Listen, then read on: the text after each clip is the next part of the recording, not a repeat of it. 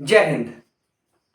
अगर आप बिहार दरोगा और बिहार बीपीएससी की तैयारी कर रहे हैं तो आपको बता दें कि ये जो टॉपिक है बिहार के प्रमुख नदी, ये आप ही के लिए है, क्योंकि आपके एग्जाम में ये टॉपिक बहुत ही महत्वपूर्ण योगदान निभाएगा।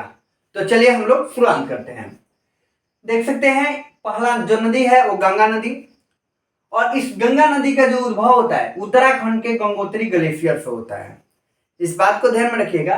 लेकिन गंगा नदी का जो निर्माण होता है उत्तराखंड में वो दो नदियों के मिलने से होता है, एक भागीरथी और एक अलकनंदा।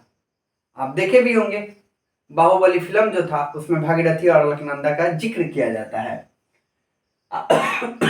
आपको बता दें गंगा नदी जो है बंगाल की खाड़ी में जाकर अपना संगम यानी मुहाना बनाती है, बंगाल की खाड़ी में जाकर गिर जाती है। बंगाल की खाड़ी में गिरने से पहले ये भारत के 5 राज्यों से गुजरती है, इस बात को ध्यान में रखिएगा। और भारत के 5 राज्यों से गुजरने के बाद ये बांग्लादेश में जाती है और फिर बांग्लादेश में इस नदी को पद्मा कहा जाता है, इस बात पर भी फोकस करिएगा। आपको बता दें कि गंगा नदी की जो कुल लंबाई है पूरे भारत में वो 2525 किलोमीटर है, लेकिन बिहार में 445 किलोमीटर है, इस पर भी ध्यान में रखिएगा।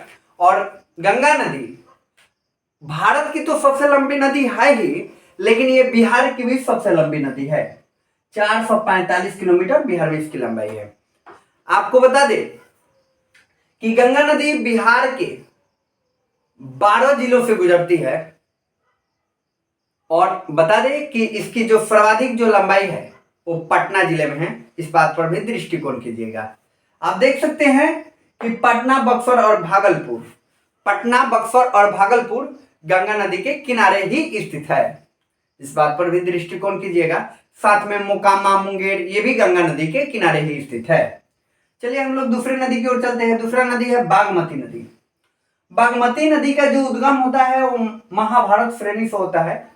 लघु हिमालय का भाग है महाभारत श्रेणी, और महाभारत श्रेणी से बागमती नदी का उद्गम होता है और फिर अपना संगम यानी मुहाना जिसमें यह नदी मिल जाती है वो कोसी नदी में मिल जाती है। लेकिन कोसी नदी में मिलने के पूर्व ये बिहार में 394 किलोमीटर की दूरी तय कर लेती है।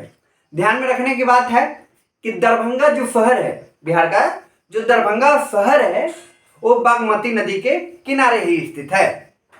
चलिए हम लोग अगले नदी की ओर चलते हैं। अगला नदी है बूढ़ी गंडक। बूढ़ी गंडक जो है वो सोमेश्वर पहाड़ी से निकलती है। ध्यान में रखने योग्य बातें हैं कि जो सोमेश्वर पहाड़ी है वो बिहार की सबसे ऊंची चोटी भी है, जिसकी ऊंचाई 874 मीटर है। तो बूढ़ी गंडक इसी सोमेश्वर पहाड़ी से निकलती है और फिर गंगा में मिल जाती है। लेकिन गंगा में जो मिलती है वो खगड़िया जिला में मिलती है। रामविलास पासवान का जो गृह जिला है वो खगड़िया है, ध्यान में रखने योग्य बातें हैं। और यह गंगा नदी के मिलने के पहले ही बिहार में 320 किलोमीटर की दूरी तय कर लेती है। आपको बता दें कि जो मुजफ्फरपुर, खगड़िया और समस्तीपुर बूढ़ी गंडक नदी के किनारे ही स्थित है। चलिए अगले नदी की ओर चलेंगे। अगला नदी है गंडक नदी।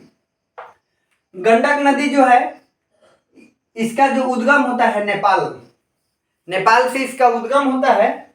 और ध्यान में रखिएगा ये गंगा में सोनपुर के निकट मिल जाती है।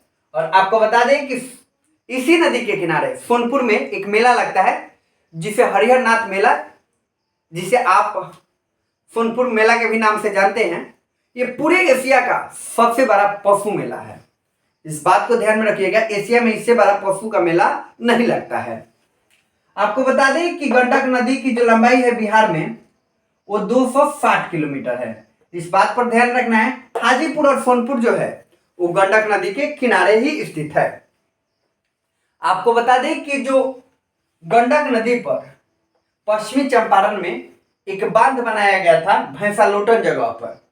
पश्चिमी चंपारण के भैंसालोटन पर गंडक नदी पर बांध बनाया गया और फिर उस बांध से प्रमुख नहरें निकाली गई जिसमें कि सारण नहर भी है। सारण नहर गंडक नदी पर है, इस बात को ध्यान में रखिएगा। फिर आपका त्रिवेणी नहर है, दोन नदी है और त्रिहुत नदी है। सॉरी, आप याद रखिएगा सारण नहर भी गंडक से ही निकलता है। फिर आपका त्रिवेणी नहर, त्रिहुत नहर और दोन नहर, ये सारे जो नहर निकाला गया है वो गंडक नदी से ही निकाला गया है, इस बात पर भी फोकस करना है।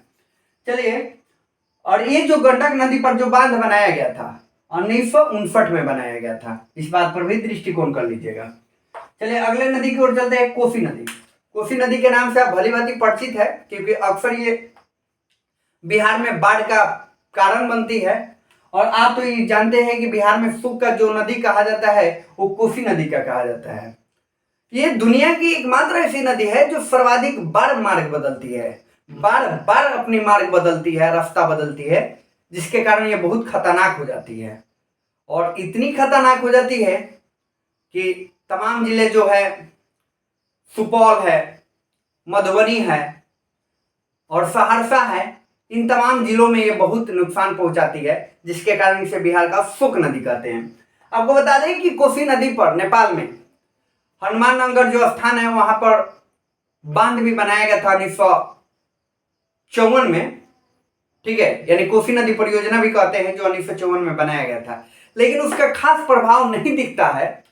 अब पता नहीं क्यों नहीं दिखता है। यहाँ के तमाम हमारे जो लीडर्स हैं, चाहे वो किसी भी पार्टी का है, लेकिन वो इन सब पर उनका कोई मतलब नहीं होता है। चलिए, तमाम ये बातें राजनीतिक हो जाएगी, जिस पर हम लोग कटाक्ष नहीं करेंगे। तो कोसी नदी जो है वो नेपाल के गोसाई स्थान से निकलती है और फिर यह गंगा नदी में अपना संगम यानी मुहाना बना लेती है। लेकिन ये गंगा में बनाती है, लेकिन बिहार के किस जिले में बनाती है? तो ध्यान में रखिएगा, कटिहार के कुर्सेला में बनाती है। कटिहार के कुर्सेला में अपना संगम बना लेती है। अभी क्वेश्चन पूछा गया था 1275 में कि जो कोसी नदी है वो बिहार के किस जिले में अपना संगम बनाती है? तो कटिहार के कुर्सेला में। इस बात को ध्यान में रखिएगा, 1275 दरोगा पीटी में क्वेश्चन पूछ लिया गया था। कोसी नदी की जो लंबाई है बिहार में वो 260 किलोमीटर है, इस बात को ध्यान में रख लेना है। चलिए अगले नदी की ओर चलते हैं। अगला नदी है घाघरा। घाघरा नदी का जो उद्गम होता है वो तिब्बत से होता है। कहां से होता है? तिब्बत से होता है, इस बात को ध्यान में रखिएगा। और यह गंगा नदी में मिल जाती है सारण जिला में। इसकी जो टोटल लंबाई है वो 83 किलोमीटर। और छपरा जो है, जो लालू प्रसाद यादव का संसदीय क्षेत्र भी रहा है, वो छपरा जो है वो घाघरा नदी के किनारे ही है, इस बात को ध्यान में रखिएगा। सोन नदी दक्षिण से आने वाली सबसे लंबी नदी है, इस बात को ध्यान में रखिएगा। और सोन नदी का जो उद्गम होता है वो मध्य प्रदेश के अमरकंटक पहाड़ी से होता है। और फिर ये गंगा में अपना संगम या मुहाना बनाती है दानापुर के निकट। उसके पहले ये 300 किलोमीटर की दूरी तय कर लेती है। आपको बता दें, सोन नदी पर 1874 में परियोजना भी बनाया गया था, जो बिहार का सबसे पुराना परियोजना है, इस बात को ध्यान में रखिएगा। कुछ नोट करने वाली बातें हैं जो मैं आपको बताऊंगा और आप उसे नोट कर सकते हैं। देखिए, गंडक को नेपाल में शालिग्राम या नारायणी नदी के भी नाम से जाना जाता है। कोसी को जो तिब्बत के लोग होते हैं वो पंगचू नदी के भी नाम से जानते हैं। जिस तरह से गंगा नदी को बांग्लादेश में पद्मा के नाम से जानते हैं लोग, वैसे ही है। तो इसको नोट कर सकते हैं आप, इस बात को। चलिए, कुछ नोट करने वाली कुछ महत्वपूर्ण बातें हैं। बिहार में दक्षिण से उत्तर की ओर बहने वाली नदियों में जो सबसे प्रमुख नदी है उसमें सोन है, पुनपुन है, निरंजना यानी फल्गु। आप जानते हैं कि यही निरंजना और फल्गु नदी के किनारे ही गौतम बुद्ध को ज्ञान की प्राप्ति हुआ था। फिर अजय भी है, क्यूल भी है, ये प्रमुख नदी है। और आपको बता दें कि जो आप चैनल देख रहे हैं कलम से क्रांति, इसी कलम से क्रांति के जो स्टूडेंट थे अजय, जो पूरे बिहार दरोगा में सेकंड रैंक हासिल किए, इस बात को ध्यान में रखें। ये हमारे ही छात्र थे और जबरदस्त तरीके से वो बिहार का सेकंड रैंक हासिल किए। अभी हाल ही में सचिन कुमार जो एयरफोर्स में अभी ही सिलेक्टेड हुए।